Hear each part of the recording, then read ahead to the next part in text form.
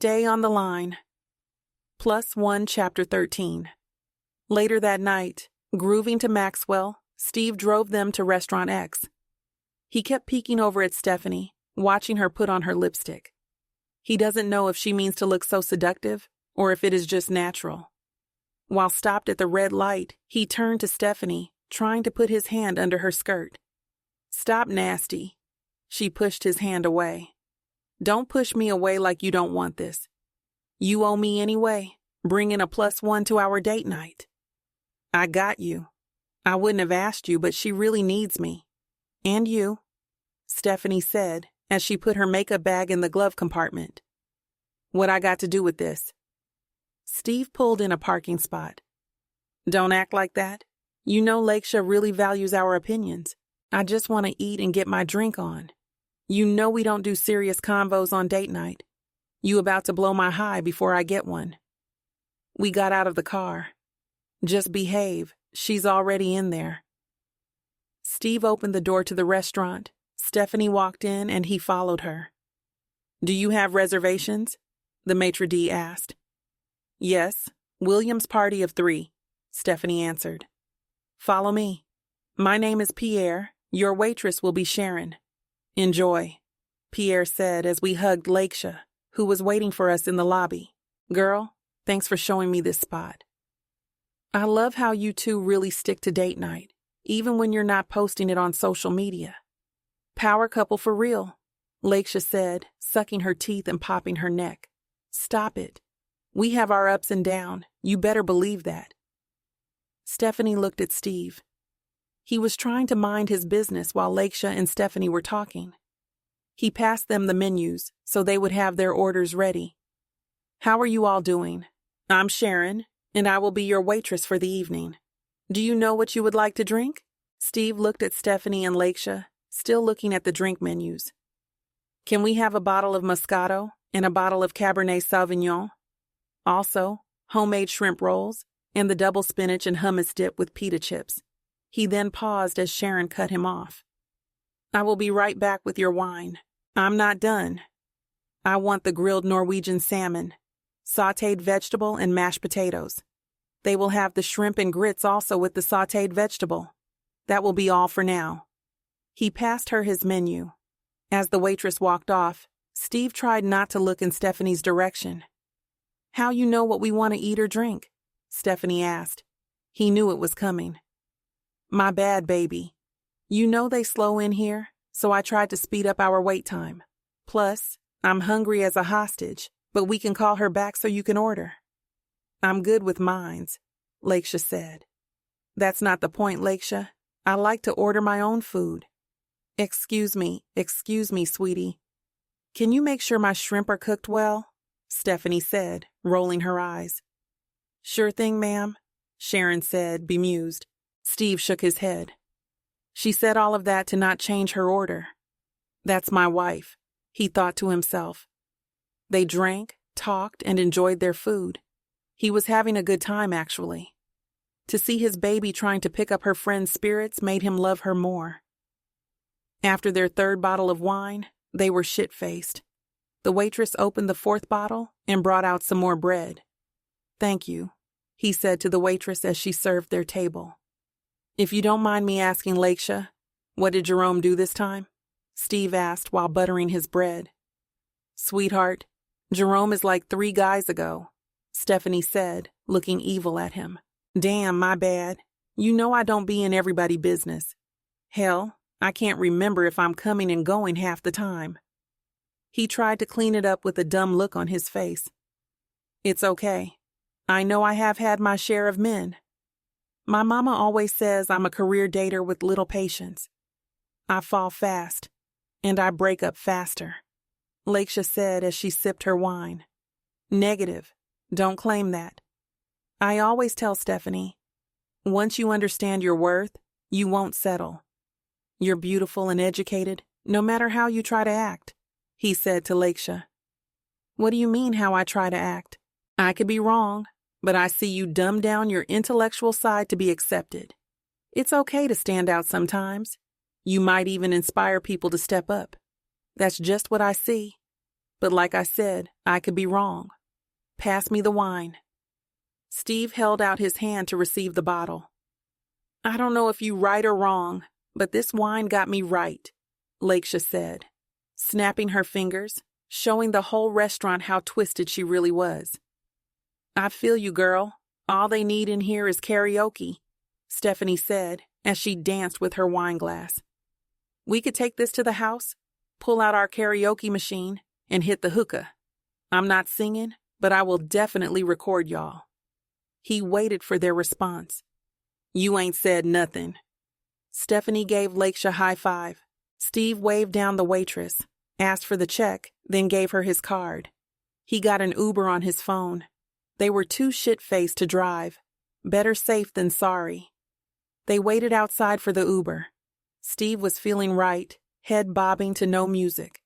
It was a beautiful night, so many couples out walking. He had never seen the moon this full. Some people say the full moon is romantic. He begs to differ. Full moon spooks him. The Uber pulled up, and they got in the car. Lakesha got in the front with the driver. Stephanie and Steve got in the back.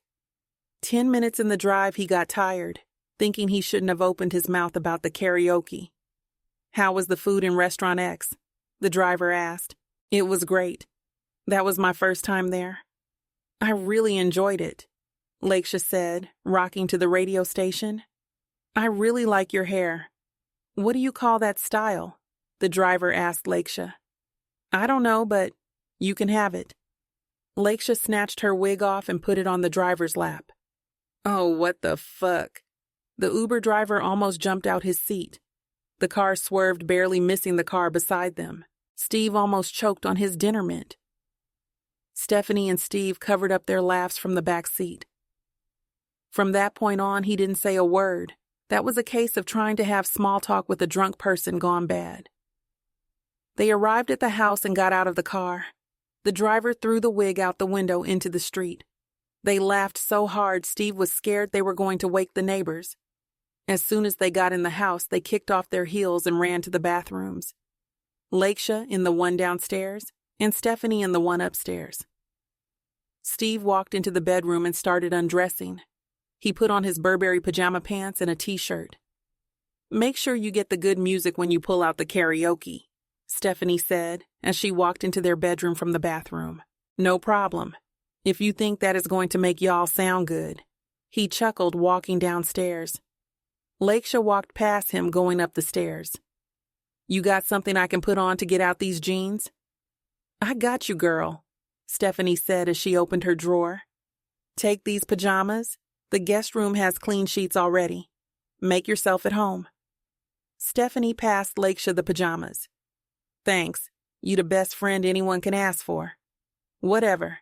Take your drunk ass out of here. Stephanie said, acting hard, but that touched her. Meanwhile, Steve was setting up the hookah on the coffee table in the living room. He took a few puffs to get the coals going. He was starting to get hungry again. They did stay at the restaurant a while after they ate, drinking. He went into the kitchen to find something to eat.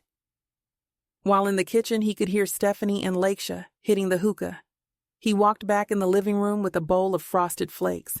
He sat on the couch smashing his cereal. Are these all the CDs you found, sweetheart? Stephanie asked. Yeah, there's the 80s and 90s hits instrumentals. That's over 30 songs to choose from. I think we left some CDs over your mother's house. It doesn't matter. You'll be knocked out in a few minutes anyway, he said while eating his cereal. Whatever, man. Let the show begin. Stephanie loaded the CD in the karaoke. They started singing and really putting on a show. From Mary J. Blige's 411 to Michael Jackson's Billie Jean, they fumbled every song that came on. From not knowing the words to saying the wrong verse. Steve recorded them for a while until it wasn't funny anymore.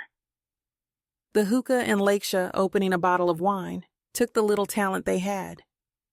Did you record when I sang Whitney's Bodyguard track? Stephanie asked, slurring her words, barely holding her head up.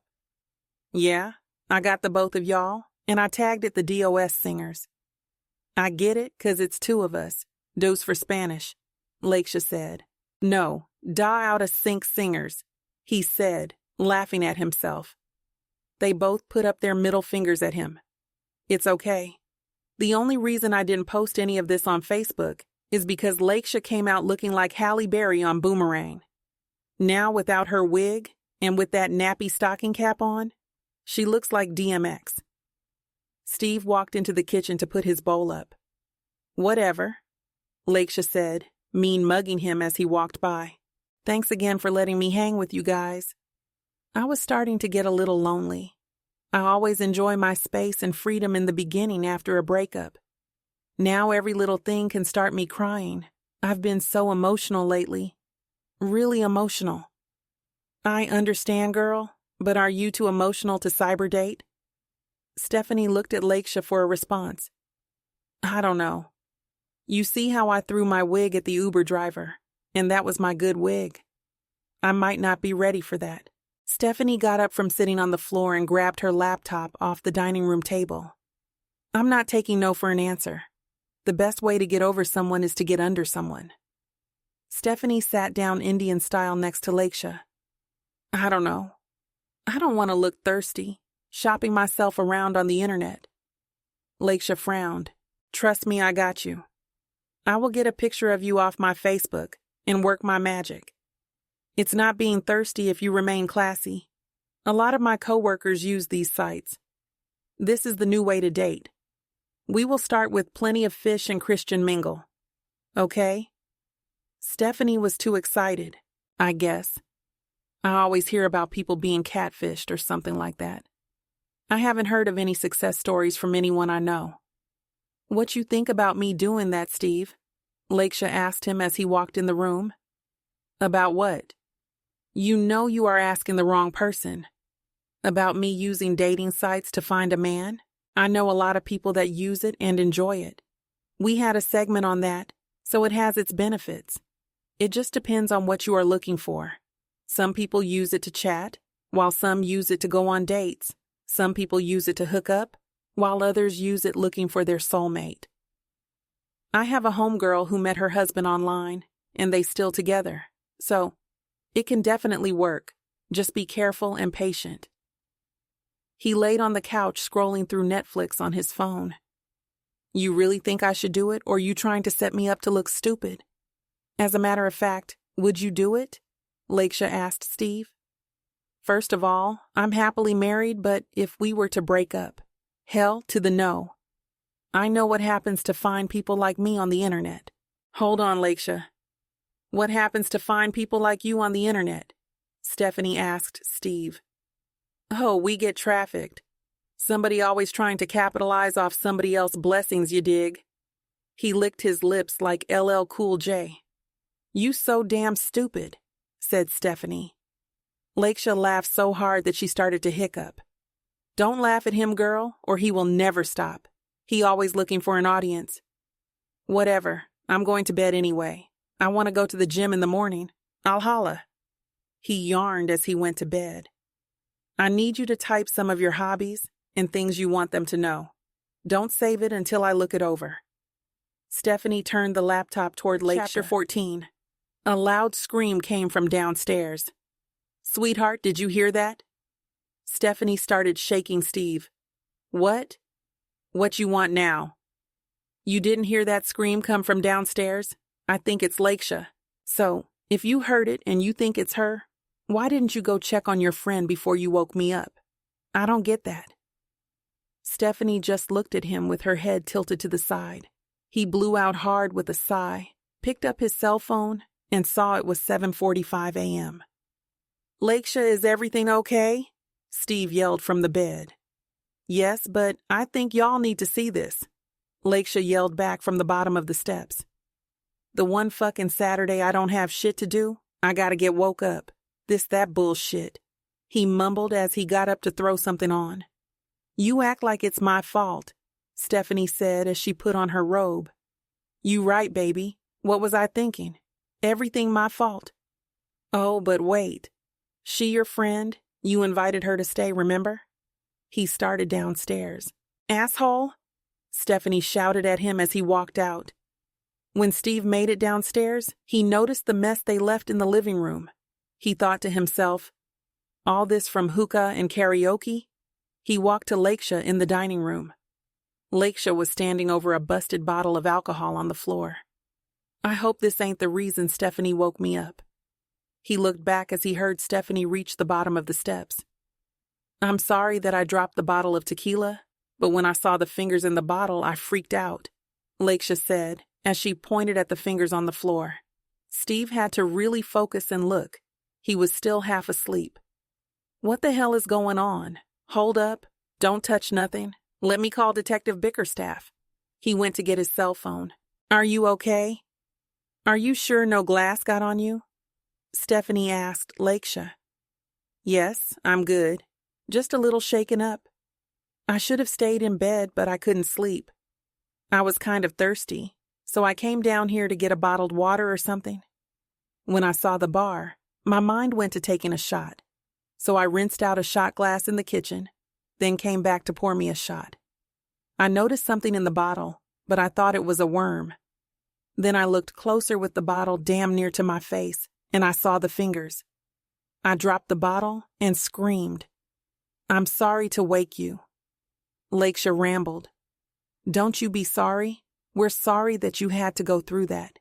We can't win for losing, Stephanie said. Steve walked back downstairs as the phone was ringing. Hello, Detective. Sorry to bother you this early, but I didn't know what to do, he said, kneeling looking at the fingers. No problem. What can I help you with? Detective Bickerstaff asked. Well, to make a long story short, we have some fingers here in my dining room. I don't know whose fingers or who put them here, but I'm staring at them now. What I need you to do is get out the dining room and try not to go back in there. I will call my team to meet me there. I'm not far from you. So, give me a second. I will be right there, the detective said. Okay, the detective wants us to stay out of the dining room until they get here. So, put some clothes on and get ready for company, Steve said, sounding very disappointed. They all went upstairs to change. On the other side of town. Honey, I have to go. It's very important. I'm going to leave you my car, just in case you want to go somewhere. I will catch a cab or Uber, Detective Bickerstaff said as he walked into the bathroom to freshen up. You promised I would have you to myself all day, Lisa said as she walked to the bathroom. You know I'd rather be with you than work in a case. I love my job, but not that much. Detective Bickerstaff put toothpaste on his toothbrush. I understand. I hope you have a makeup plan in mind when you come back, Lisa said, standing in the bathroom doorway. Then she got back in the bed. Back at the Williams house. Do you have some type of wrap or something for my head? I don't want to look like a crackhead when 5-0 gets here, Lakesha yelled from the bathroom. Stephanie brought her a basket of head wraps and put it on the sink. Here you go, girl. I know you can find something in here. I wish they'd hurry up. I dread them coming over here again. What do you mean again? Lakesha asked Stephanie, standing in the doorway, combing her hair. Stephanie looked back at Steve as he shook his head laying on the bed. Did I say again? Stephanie sat on the bed. You might as well tell her now. Do it before the cops come. Tell me what? Lakesha stood there looking confused. Well, remember when the radio station had that takeover publicity stunt? It wasn't a publicity stunt. The same people broke into our home. They took Rocky and killed him. The police are still investigating everything, so we had to keep it on the low. We still don't have a clue who it could be, so we need you to keep this to yourself. She gave Lakesha a very serious look. You don't have to worry about me. I just hate that you two have to go through this. What is the world coming to? Ding dong. Steve went downstairs to answer. He opened the door for Detective Bickerstaff. Good morning, Detective. Sorry I had to bother you this early on a Saturday. He greeted him dryly as he walked into the house. Good morning, Mr. Williams. How are you? The detective walked to the dining room. I'm fine, despite the current circumstances. The detective went right to work, standing over the spill. He scanned over the room. He seemed to be looking for something else. He stared at the fingers as he put on a pair of gloves. He gathered the fingers and put them in an evidence bag. You did get the alarm and cameras that I suggested? Detective Bickerstaff asked Steve. Yes. Same day. My wife wouldn't sleep in here until that was done. Stephanie and Lakesha finally made it downstairs. The detective gathered up the glass and put it in a separate evidence bag. Who discovered the fingers in the alcohol? It was me, Lakesha said, as she walked closer to the dining room. Okay, I need to ask you a few questions, then I can get out of here. I will call my team and tell them not to come. The fingers had to be in here already. I don't know how we missed it. I will need something from you, Mr. Williams. What's that? I need you to call your alarm company and inform them that I need access to the videos. I don't think anyone has entered your home, but I want to be sure. Plus, most sociopaths like to watch their victims' every move. It's possible that your cameras might have caught them. No problem. Detective Bickerstaff got on his phone to call his team. Steve walked in the kitchen to get something to eat, and Stephanie followed him. Do you want me to make some fish and grits? No, I'm good. I'm going to eat a bagel with cream cheese, something quick. Soon as the detective leaves, I'm going to drive you two to the restaurant to get the cars. Then I'm coming back here to get some sleep. I will go to the gym tomorrow or tonight sometime. He grabbed the bagels out of the cubby.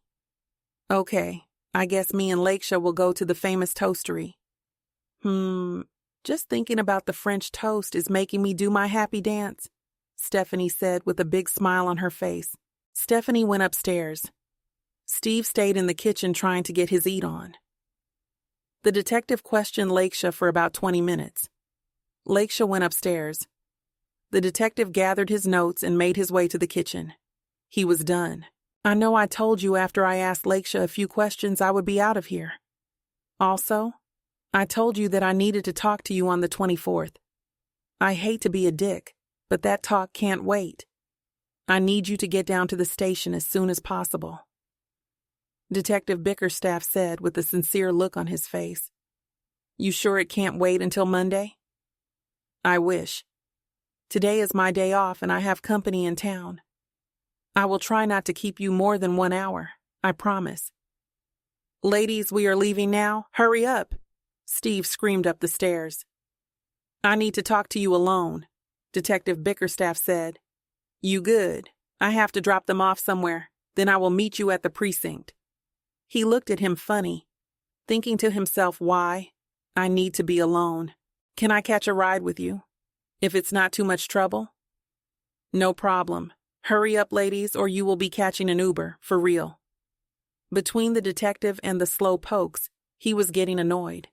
They all walked out to the rental. Steve still hadn't made it to the lot to get a new car. Stephanie looked at him as the detective stood by the back door on the driver's side. Steve looked at her with a look saying, You better not say nothing. They got in the car and headed out to the restaurant. Stay on the line, who's who. Chapter 15. Steve pulled up to the restaurant. Stephanie and Lakesha got out of the car. The detective stayed in the back looking through his phone. He watched the ladies get in their cars, making sure they were good. Stephanie held her phone up as she drove by to signal. She was going to call him. You know I'm not an Uber detective. I know that, Mr. Williams. I will compensate you for driving me to Charlotte. I don't want your money, but I do want you to sit in the front seat. You not going to have me looking like Morgan Freeman? He looked at him through the rearview mirror. No problem. I can sit up front. I just don't know what Morgan Freeman has to do with this, he said as he came up front. Driving Mrs. Daisy? Morgan? Forget about it. As he started driving, the detective kept texting on his phone. Steve didn't know what he was reading, but it was making him turn red. Are you okay, detective? Yes, I'm great.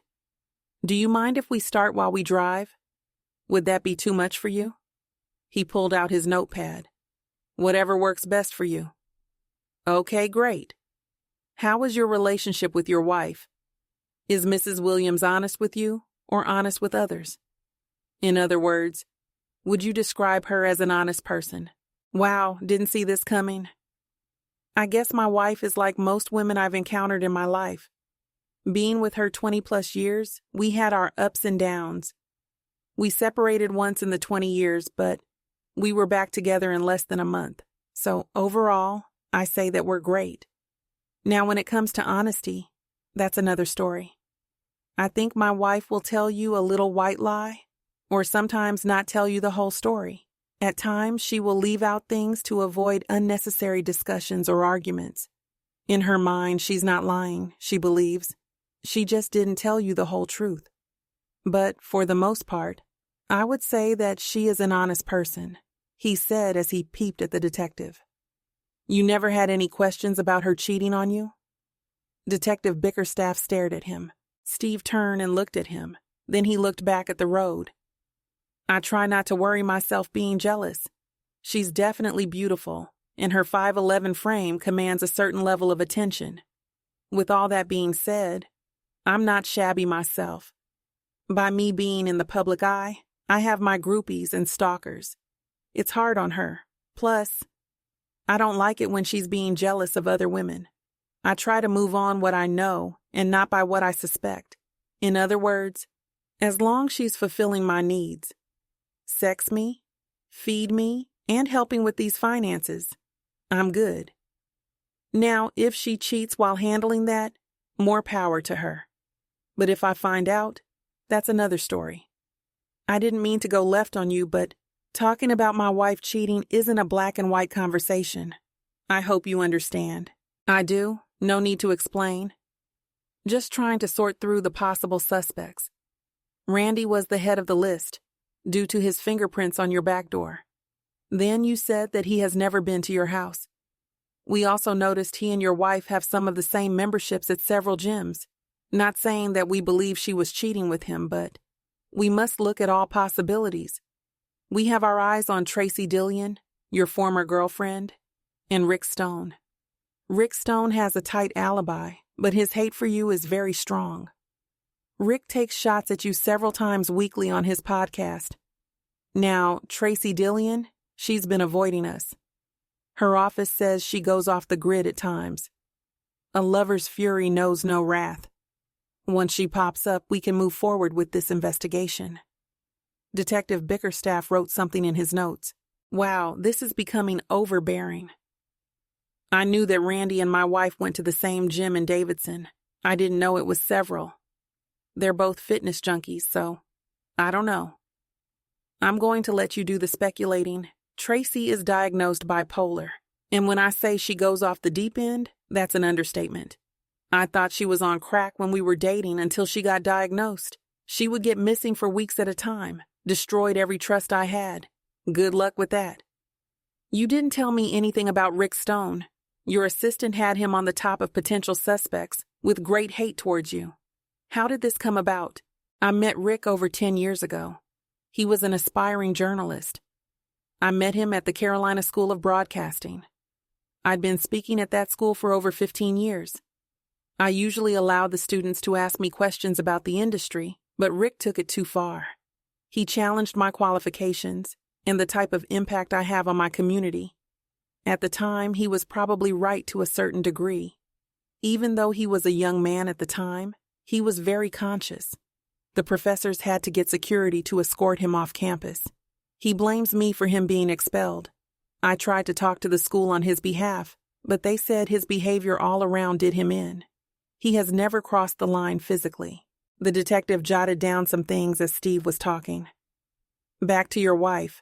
She lied to us already. When we asked her if she came straight home from Evoke, she said yes. I had one of my detectives to follow her to make sure that she was safe. She stopped off at North Harbor Club for 15 minutes. We checked to see if she made any reservations. Not one in her name. That still doesn't mean that she has anything to do with this. My priority right now is to keep you informed and safe. I just need you to be totally honest. Your honesty may keep you alive. Detective Bickerstaff pointed me to the police parking area. Say no more. He pulled the car over. I might have all the information that I need. Thanks for the ride. If I think of anything that I forgot, I will call you. Hopefully, The lab will confirm some thoughts I have about these fingers. Enjoy the rest of your day. Thanks once again, the detective said as he got out the car. No problem. Steve kept playing the information he said about his wife over and over. He dialed her number, just never pressed send. This is crazy. My life doesn't have a dull moment, he thought to himself. Stephanie called him as he held the phone in his hand.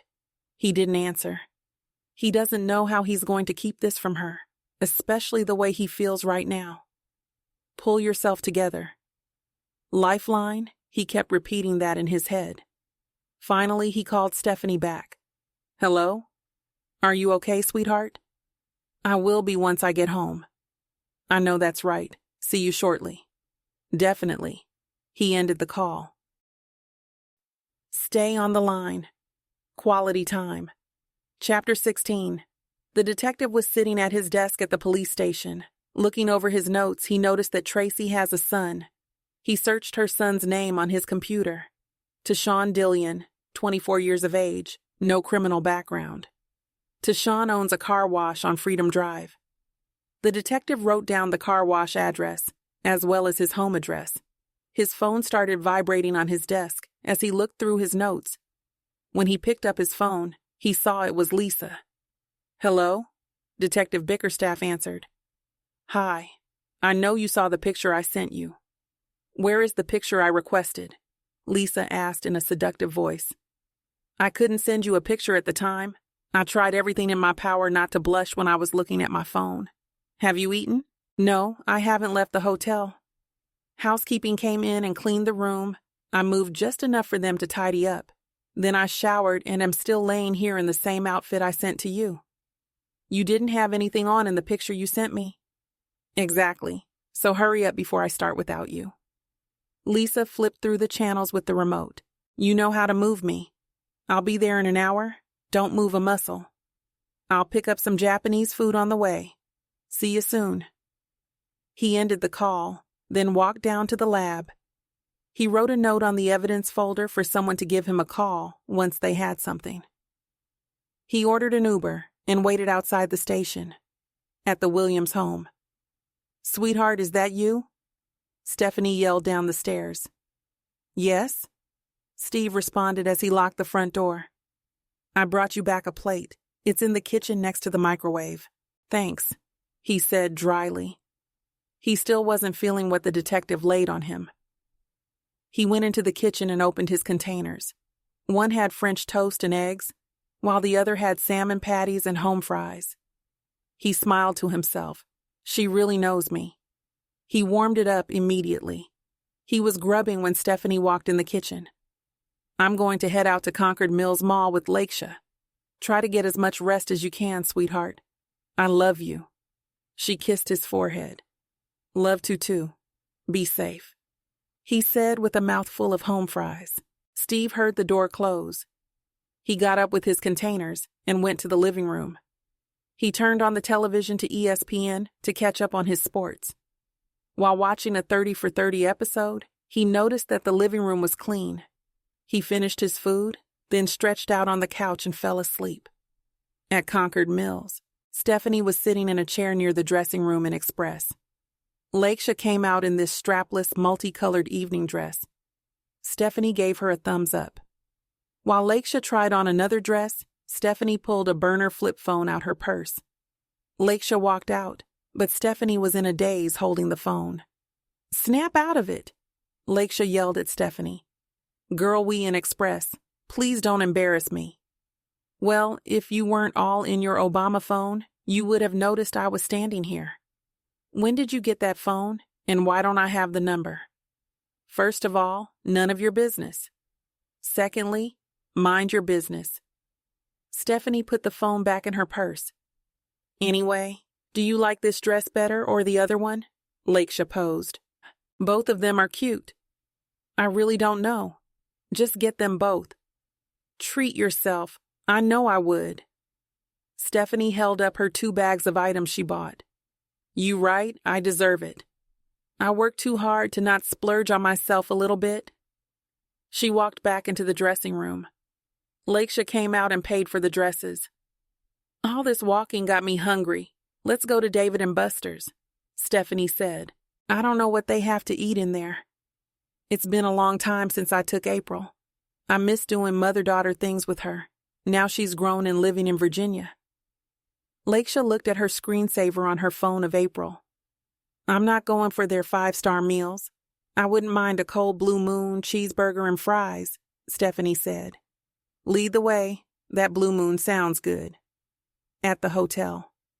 The detective is lying on Lisa's lap as she sits up in the bed. His chest is pressed on her legs, while Lisa is massaging his scalp. The massage is almost putting him to sleep. You better not fall asleep on me, Lisa said. You better stop then, because I'm getting very relaxed. Let's run out and get some ice cream. I have a craving for something sweet, Lisa said. Sounds great. I know just the place. At Concord Mills. Can we get another round of blue moons with orange slices? Stephanie said to the bartender as they sat at the bar. Are you finished with those plates? The bartender asked. Yes, you can take them. Also bring 2 shots of Patron with the beer. Lakesha pushed the plates closer to the bartender. You would think that your ass wouldn't want any more tequila for real. That's not even funny. You don't know how much that tore my nerves up. I'm glad that y'all were there. Here you go, ladies. The bartender placed their drinks on the bar. Did you ever tell Steve about that stalker at your gym, leaving you all those notes on your car? Lakesha asked as she pushed the orange slice in her beer bottle. No, I knew he would take it too far, so I handled it on my own. The funny thing is, me and the guy became kinda cool. He's a workout head like me. I don't like that at all. You do know that your husband goes hard in the gym too? Lakesha looked at Stephanie with a side eye. Yes, I know. We just have a few more things in common, as far as the obstacle courses and CrossFit workouts. You don't have to worry. I didn't do anything to violate my marriage. Miss trying to pry? Stephanie said, looking Lakesha up and down. It's only out of love. We've known each other since the Sandbox Girl. We've been through many no-good boyfriends. I'm not saying Steve's perfect, but you two are the power couple to a lot of people. I saw y'all down as well as up. Lord knows your up is a high bar. I'm not going to beat a dead horse, but remember where you come from, Lakesha said as she looked at her phone. Damn, I got to go home. My neighbor is supposed to put braids in my hair. Are you going to leave out with me? Yeah, I guess so. Since you're running out on me? Stop it. If I didn't really need my hair done, I would hang with you until the sun comes up. Can I get the check? Lakesha said to the bartender. We will do this again soon, I promise. I'm going to hold you to that. In University area, later that night, the detective and Lisa were eating their ice cream outside of this wine spot at the pond in the University area in Charlotte. They have outside tables where most couples sit and have bottles of wine. It was a beautiful night. Not too hot, not too cool, just right. The detective smiled as he watched Lisa battle with her double scoop cone. Why are you smiling? Lisa asked the detective. Besides me being happy to be with you, I'm enjoying watching you eat your ice cream. You're a little OCD. Why'd you say that? Lisa asked, looking confused. You're strategically licking your ice cream, trying to catch every drip. Isn't that how you're supposed to eat a cone to prevent a mess? You're absolutely correct. It's just the face you're making while licking it. Priceless. Detective Bickerstaff had a smirk on his face. Priceless, huh? She playfully moved the cone towards him. His eyes lit up, hoping that Lisa didn't push her cone in his face. Ring, ring. It was the detective's phone. Hello?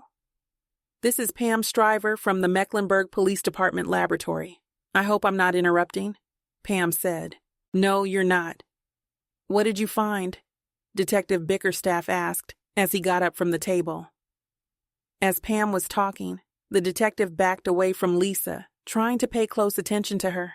His face went from serious to confused. Lisa was smiling when he picked up his phone, but noticing the change in his facial expression, she became worried. Thanks for calling me with the results, Is everything okay, honey? Lisa asked. Yes and no. That call was from the forensic lab. They gave me the positive ID that we were waiting on. It's just not the ID that we were expecting. This case is like a ball with edges. What does that mean? You can never predict how it's going to roll because it has too many angles, Detective Bickerstaff said, with his head tilted, contemplating what's next. Stay on the line. Trading Places. Chapter 17. August 22nd, 2016. Steve rotated his neck to loosen up so he could finish the last 2 hours at the station. How was your weekend? Steve asked Pretty Pearl. Nerve-wracking. My parents are in town and they are driving me crazy. That's what's up. I can't wait to see them, especially your dad. Did he bring any medicinal from California? He made the gesture of pulling on a blunt. You stupid. You already know he did, and he's using it to the point of no return. Then on top of it, he's being stingy with the chronic. That's funny. MK3 started the 30-second countdown. 6, 5, 4, 3, 2, 1. We on the air, MK3 whispered. MK3 drops the recorded intro. You're back listening to the station that's blazing the nation. 96.9 FM Iron Sharpens Iron Morning Show. With yours truly, the infamous Lifeline, and my partner in crime, the lovely Pretty Pearl. Caller, you're on the line with Lifeline. State your name and where you are calling from. Mary and I'm calling from Chicago, Illinois, the caller said. Okay, Mary, what's on your mind? I'm having a situation with my daughter's father on how I'm raising her. We've been divorced for over 10 years now. I can't complain. Despite the circumstances, our co-parenting has been fine. Our only child is growing up into a beautiful young lady. She's 14, well-behaved, honor roll student. Since she's doing good, it's hard for me to say no to her, if it's in good taste. Now, she wants to start wearing makeup. I took it on my own, and I gave her the okay. When her father found out, he lost his mind. His strongest argument was, it's not something that she has to do at this age. He tried to convince me to wait until she turned 16. Him being a man, he's always going to be biased on his baby girl growing up too fast. I understand his reasonings, but I don't want to break her heart when I take it back from her. Help me with this, please, if you have any advice, said Mary. This is a rough one. I understand both of your positions. You would like to reward your child for being the outstanding person that she is. And he doesn't want his baby girl to grow up too fast. I'm going to side with the father like you didn't already know. If you let children do what adults do too soon, what do they have to look for once they become an adult? We all know that women are preyed upon by men. There are some men that don't care how young these young ladies are. I'm not saying that makeup will make them a target, because most men don't care. I just feel that makeup and certain clothing puts a young woman in a grown and sexy lane. I heard a lot of women say they don't do it to attract men, but at the same time, they see what it attracts. All attention is not good, especially if your mental is not ready for it. I won't go too hard because I see Pretty Pearl waiting to chime in, then I will finish it up. Go ahead, Pretty Pearl. I agree with the father. Not to sound rude, but when did parents start to care about breaking their kid's heart or hurting their feelings? No child knows what's best for them. That's why they have parents. Too many parents want to be their child's friend or be buddy with them. We are here to mold our children with guidance, wisdom, discipline, and love. I'm not an expert, but I had to learn the hard way with my little man, Brandon. It took my parents to open my eyes on me and Brandon's relationship. I realized I was overcompensating for his father not being active in his life.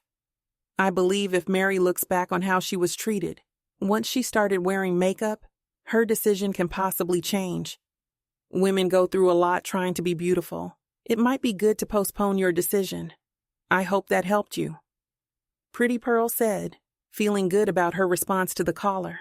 My kids are grown now, thank God. We went through a lot with our twins. Twins are rough enough, but to have a boy and a girl was a bit much. We had to raise them the same and different at the same time. Me and my wife had so many arguments over our children. Therefore, we decided that it doesn't matter who's right or wrong. We went with the best way to resolve all situations pertaining to our children. With that ground rule, it simplified many decisions. I sided with the boy most of the time, and she did with the girl. I remember when my son was about to turn 14, he wanted his ears pierced for his birthday. I was cool with it, but my wife didn't agree with me. She made her points, and we decided when he turned 16, he could get it. Needless to say, when he turned 16, he wanted something else. To this day, he still hasn't got his ears pierced. Mary, I hope that helps. If it didn't, at least your call showed me something. It showed me that Pretty Pearl doesn't disagree with me just to do it, Steve said with a little smirk. After we pay some bills, we will be back with the beautiful Pretty Pearl with what's buzzing in the streets. Mary, this song's for you, Mama used to say by Junior Giscombe. Steve sounded off as they went to commercial. The off-the-air sign, lights up. On the other side of town, Detective Bickerstaff was working on his suspect board as his team started coming in. He decided to use the briefing classroom. The team took their desk seats and opened their folders. They noticed that names were on the inside of the folders. They handed the folders to the person whose name was in the inside. Everyone started reading the notes and their assignments. Has everyone read the assignment in their folder? Detective Bickerstaff asked his team. Yes, everyone answered. Okay, great. I need everyone to get on that immediately once this meeting is over. Until then, let's focus on the board. The lead suspect, Randy Johnson, has been murdered. Now we have fingers of another suspect. Tracy Dillion's fingers were found at the Williams residence in a bottle of tequila. We haven't found Tracy's body yet. She's been MIA ever since this investigation started.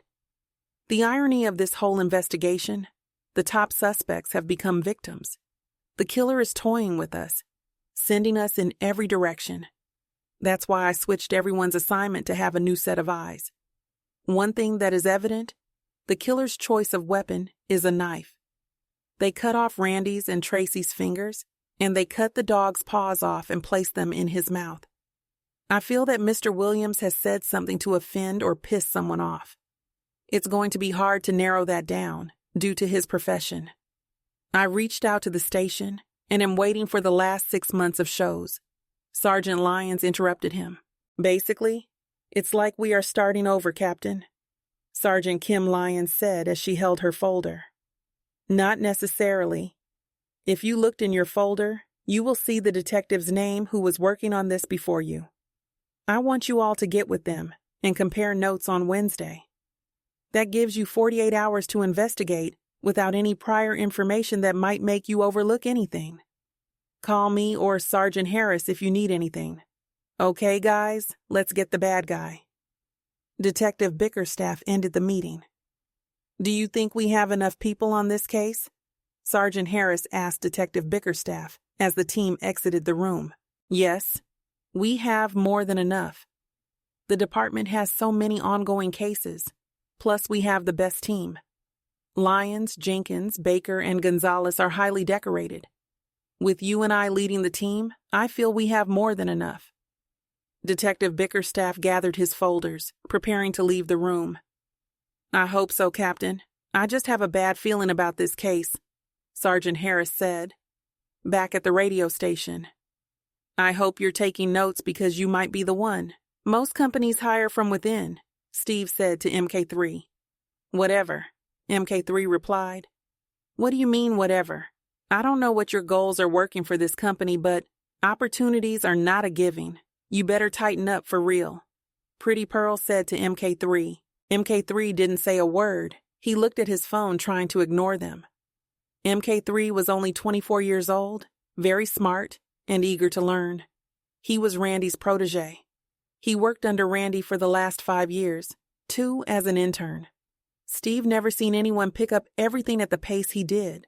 I know you trying to train me to fill in for you once you leave, I don't want to waste your time. That's not what I really want to do. And I wish that y'all would stop trying to pressure me into doing it, MK3 said very sternly. Then he walked out of the studio. Steve looked at Pretty Pearl, and she shook her head. At the car wash, Detective Bickerstaff was sitting in his car across the street from the car wash. He noticed Tashawn's Cadillac Escalade pull up and park. No one got out of the car. Detective Bickerstaff opened the folder on the passenger seat and pulled out a picture on Tashawn. The door finally opened, and Tashawn got out and walked into the building. Detective Bickerstaff started his car, drove to the car wash, and parked next to Tashawn's vehicle. He got out with his folder, trying to look into Tashawn's car as he walked past. "What type of wash do you need, sir?" one of the employees asked as Detective Bickerstaff walked to the building. "Nothing today. I'm here on business. Can I speak to Mr. Tashawn Dillion?" the detective asked the clerk behind the counter. She walked back to get Tashawn. The detective laughed to himself as he read one of the air freshener names on the counter. Monkey Farts by Royal Blunt King. The detective picked up the freshener, trying to smell the bottle. "You can spray that if you like," a young man said as he walked to the detective. "I'm Tashawn Dillion. How are you doing, Mr. Dillion?" "I'm Detective Bickerstaff. Do you have some place that we can talk in private?" Detective Bickerstaff asked as he showed his badge. He placed the air freshener back on the counter, then followed Tashawn to his office. Tashawn sat behind his desk, and Detective Bickerstaff sat in a chair across from him. "Before you start asking me any questions, let me know if I need to call my lawyer. I'm really getting sick of being asked how I got the money to open up this place," Tashawn said as he grabbed his cordless phone off his desk. "You can call your lawyer if you like, but it might not be necessary. I want to ask you a question about your mother." "What did she do now?" Tashawn looked worried. "Nothing as of the moment." "When was the last time you heard from her?" "It's been a few months. I called her last week, but I didn't think anything about it. She usually gets back with me when she feels like it." "Did you go to her staffing agency?"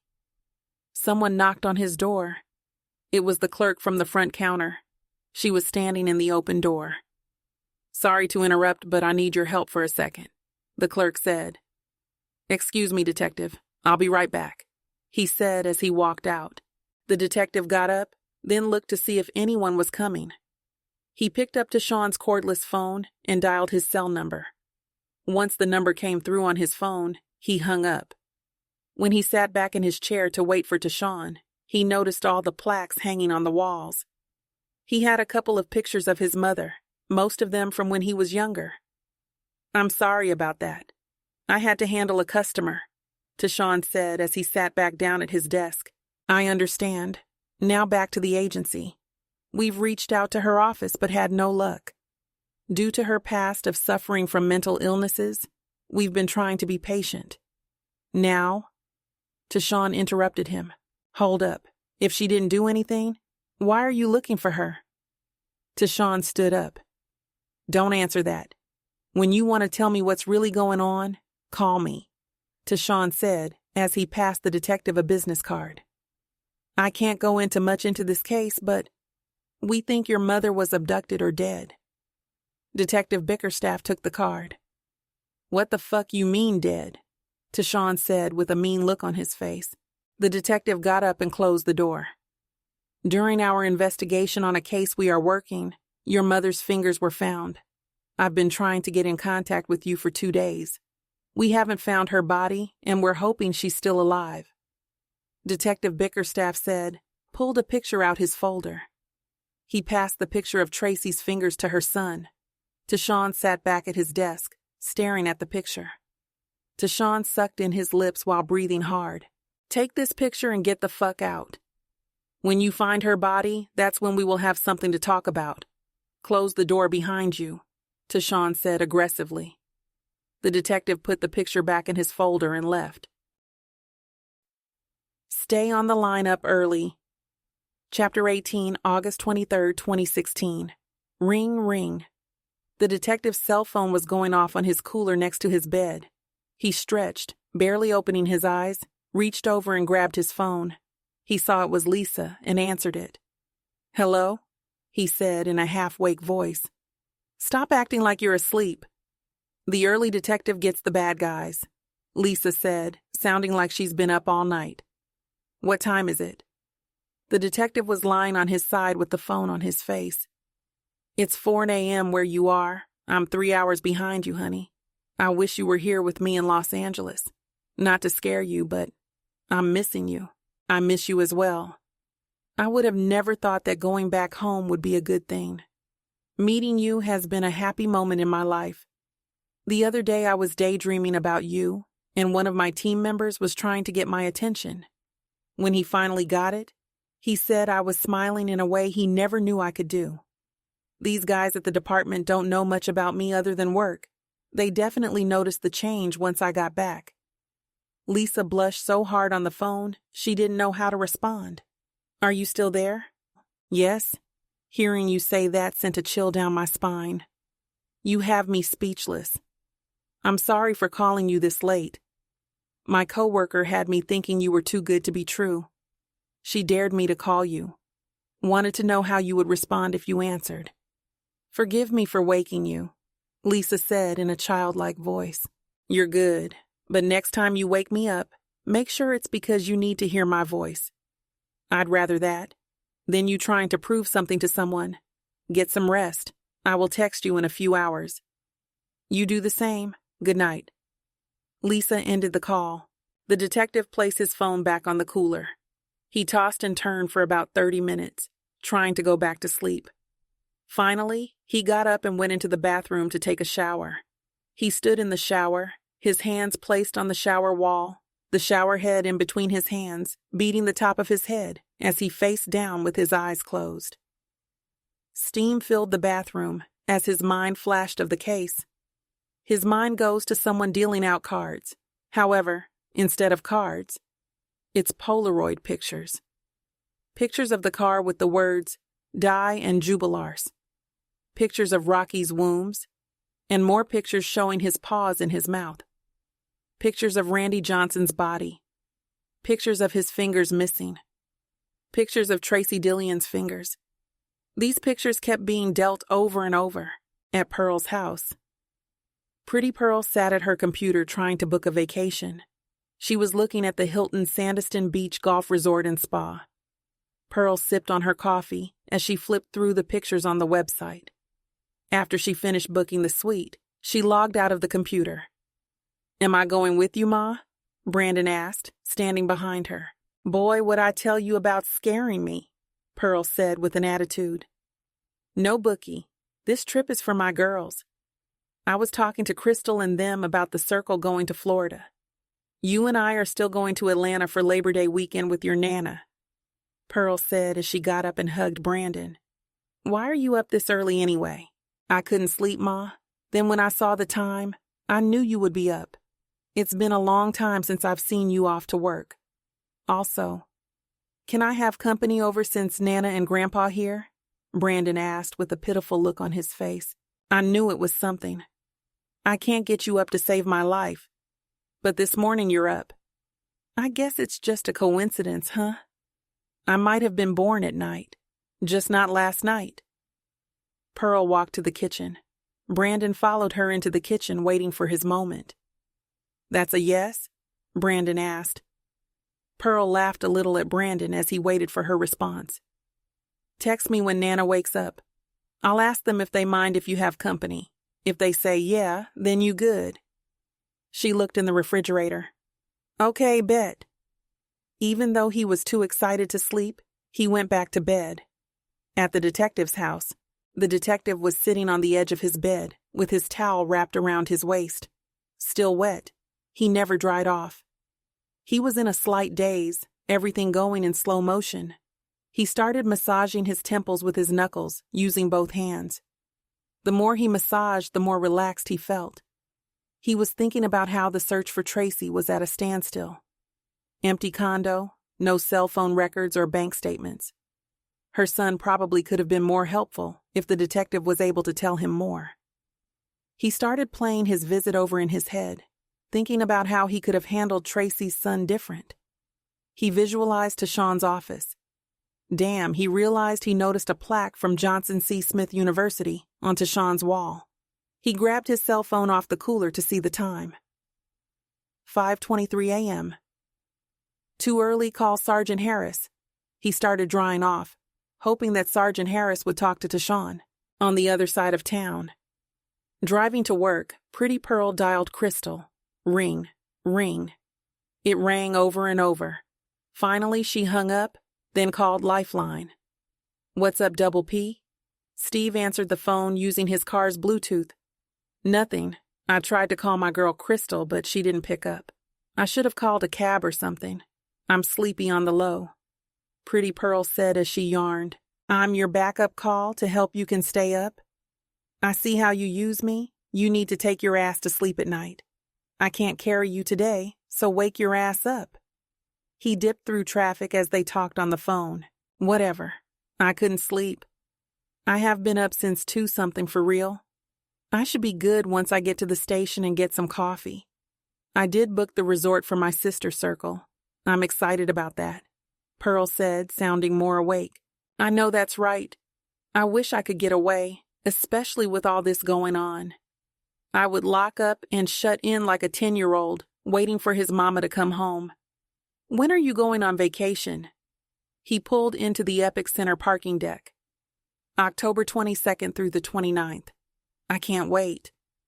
I know the feeling. You gotta call someone else. I need to get my stuff out the car. I might call you back once I make it to my office. He gathered his belongings out of the car. See you in a few. Pearl ended the call. On the other side of town, at the police station, Detective Bickerstaff sat at his desk on his computer, looking at the notes his team updated. He noticed the notes on Rick Stone, the podcast guru. They alarmed him. It can't be by chance that Stephanie, Randy, and Rick have some of the same memberships. Maybe the Charlotte membership, but the one in Davidson is odd. CrossFit Eternal Davidson. It's a nice facility, but why would Randy from Charlotte be a member there? There are so many CrossFit gyms in Charlotte. Then Rick living in Charlotte also and working out in Davidson doesn't make sense. The detective pulled up the gym on his computer to see why Randy and Rick would choose this particular gym. As he scrolled through the web page, Sergeant Harris knocked on his door. Knock, knock. Come in. It's unlocked. Detective Bickerstaff yelled through the door. Good morning, Captain. You want to see me? Sergeant Harris asked as he held the sticky note that was on his desk. Yes. I need you to pull some strings for me using your ties to your alma mater. Tracy Dillion has a son, Tashawn. He was a star running back for the Golden Bulls until he blew his knee. I tried to talk to him, but I was unsuccessful. Maybe you can get him to give us something substantial to run with. We need to find his mother as soon as possible. I'll try. I wish you would have let me speak to him first. I know Tashawn personally. He's a sharp young man. He's not fond of police officers, or should I say white ones. No disrespect, Sergeant Harris said. None taken. Most of the young people in this community feel that way. He's been getting profiled since he was playing for Pop Warner. I tried to get him to cut his dreads once he made it to high school. As you can see, he wouldn't listen to me even when he was younger. One thing I could say is that he trusts me. Sergeant Harris tossed the note in the trash. Great. Anything you can get will be helpful. Here's his information. Detective Bickerstaff tried to pass it to Sergeant Harris. I don't need that, Captain. Then Sergeant Harris pulled out his cell phone and texted to Sean. Sergeant Harris, let's do breakfast. I texted him, so I will let you know what I get from him. Sergeant Harris said, as he showed Detective Bickerstaff his text, I thought you would have waited to reach out to him. Maybe later this morning. It's 7:30. Ding to Sean. 8:30 IHOP. Woodlawn Detective Bickerstaff was shocked to see how fast Tashawn responded. Sergeant Harris turned the phone to face him so he could read the message. Sergeant Harris nodded his head at Detective Bickerstaff. Black Power, Sergeant Harris said as he walked out of the office smiling. Detective Bickerstaff shook his head, then got back to his notes on the computer. Stay on the line.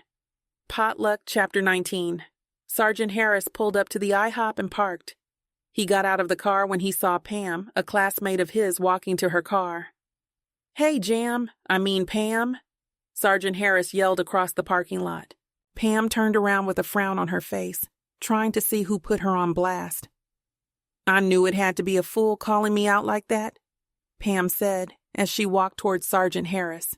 He gave Pam a hug while gripping her butt. She pulled his hands off her ass. "Still fresh, I see." Pam stepped back from hugging him. "Till I die. Ain't nothing changed over here but my stripes. I'm still Tony the Tiger, a.k.a. Triple T, a.k.a. one phone call away from that Triple X." Sergeant Harris licked his lips looking at Pam's body. "And still using the same lines from high school. You better stop. I saw your wife the other day." Pam looked at him with one eyebrow raised, waiting for Sergeant Harris's response. Sergeant Harris chuckled. "I saw her this morning. Now, what's your point?" He looked at her questioningly. "Boy, bye," Pam said as she threw up the deuces. Sergeant Harris smiled as he watched her until she got in the car. He did a shiver like he had to knock the chill off, then headed into IHOP. "How many in your party, sir?" the receptionist asked Sergeant Harris. "I'm meeting someone here." Sergeant Harris looked over the receptionist's head, scanning the restaurant. He finally spotted Tashawn. "I see him, thanks." He walked towards the table where Tashawn was sitting. "What it do?" Tashawn said as he got up to greet Sergeant Harris. "Same old shit, different scent." Sergeant Harris dapped up Tashawn. "I know that's right. I already ordered for us because I don't have much time this morning. Plus, I didn't know how long you were going to bore that lady I saw you talking to through the window. You still don't miss a damn thing." Sergeant Harris paused briefly. "My captain told me that he reached out to you yesterday. Before you say anything, just hear me out. You know I shoot from the hip, all day, every day. With that being said, we need to locate your mother as soon as possible.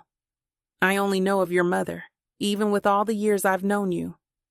Never knew her other than people calling her TJ the few times she was at your games. So, don't think I knew anything and didn't call you immediately. Understand that? For real. And when I say we need to find her, I mean yesterday. Her name was tied up in this murder investigation. Then her fingers were discovered, but her body has not been found. We are hoping that your mother is still alive. But until we find her body, we are just hoping," Sergeant Harris said as he turns his palms to the sky. He didn't have any further information. Tashawn looked at him with a serious stare. "What you need from me?"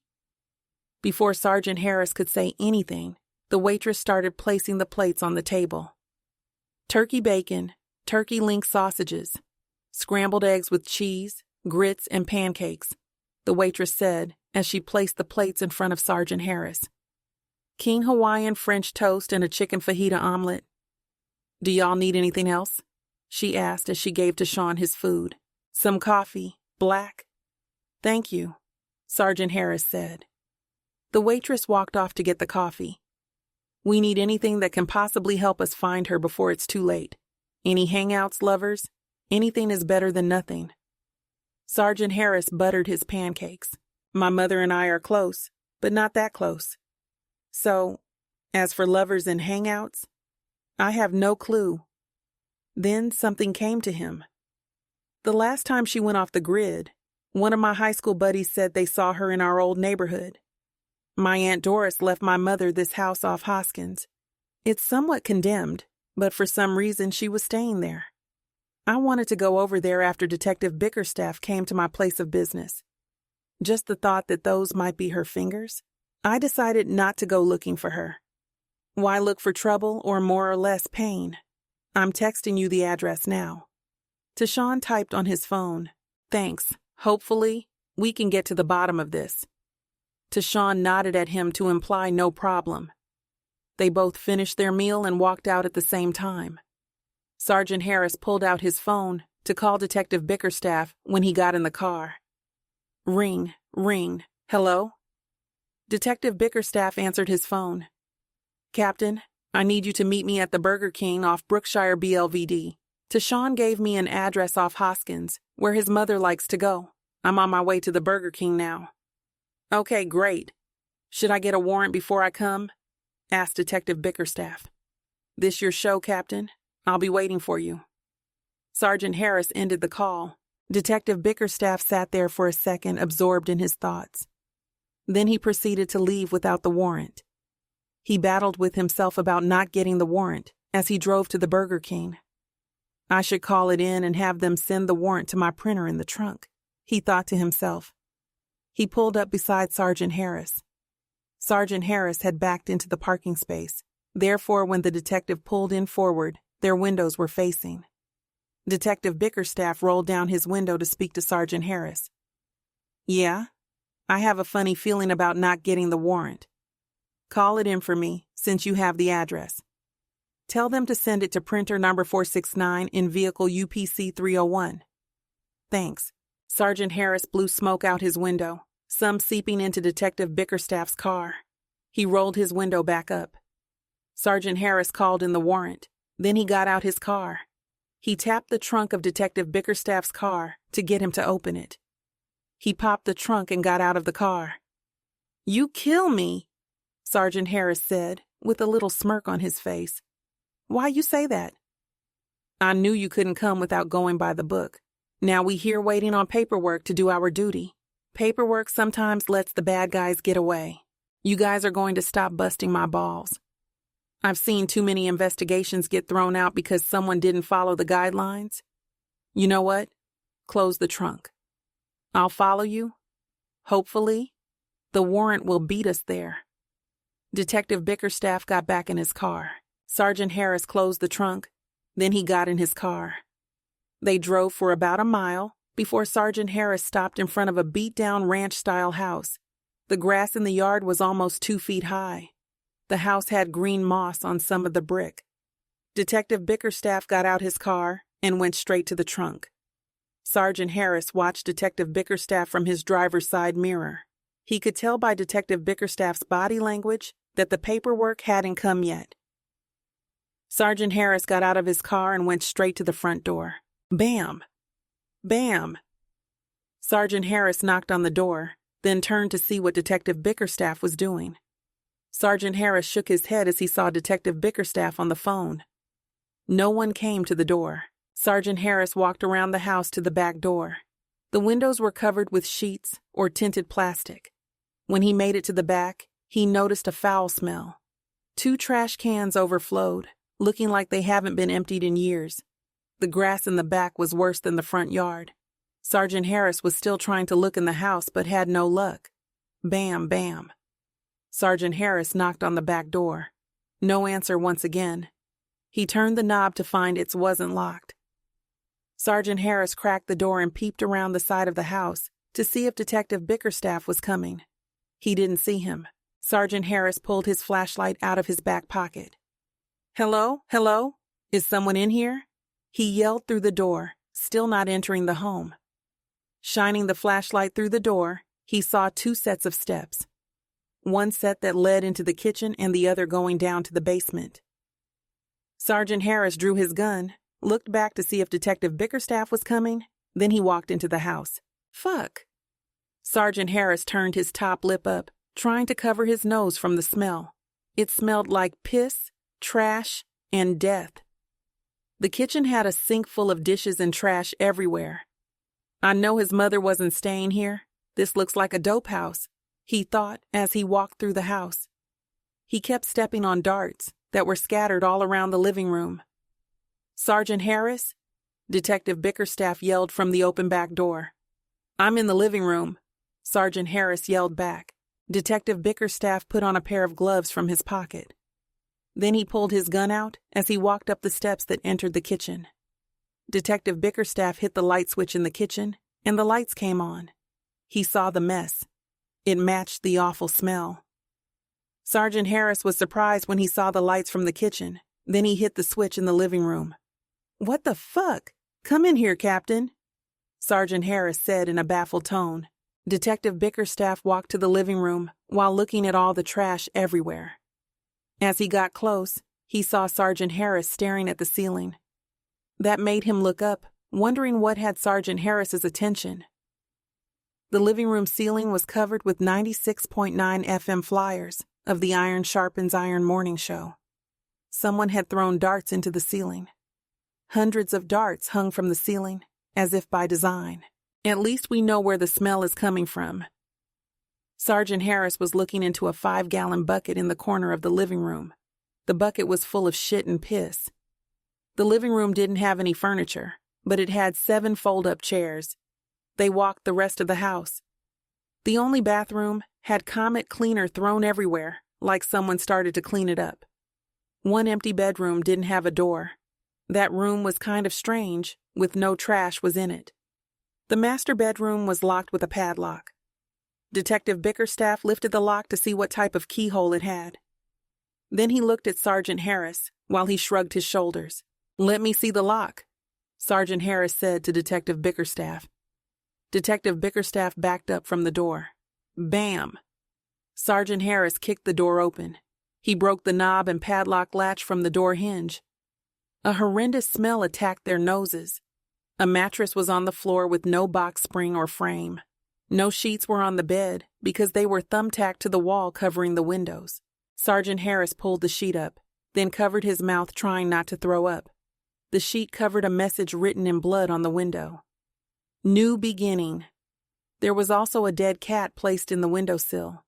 The dead cat was gagged and had human fingers coming out of the body. The killer made holes big enough to place the fingers in them. It was very grotesque. "Fuck the warrant.